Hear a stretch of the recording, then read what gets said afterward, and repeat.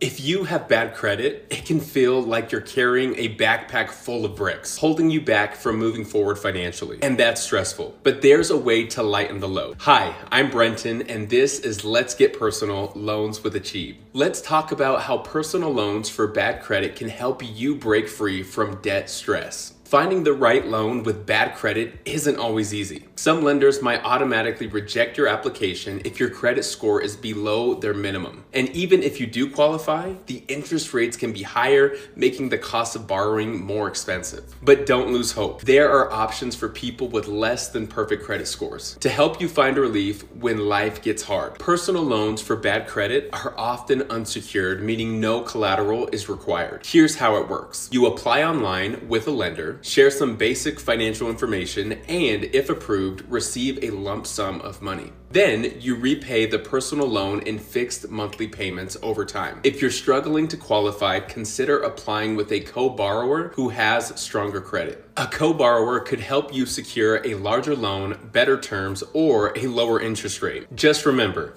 a co-borrower shares equal responsibility for the loan.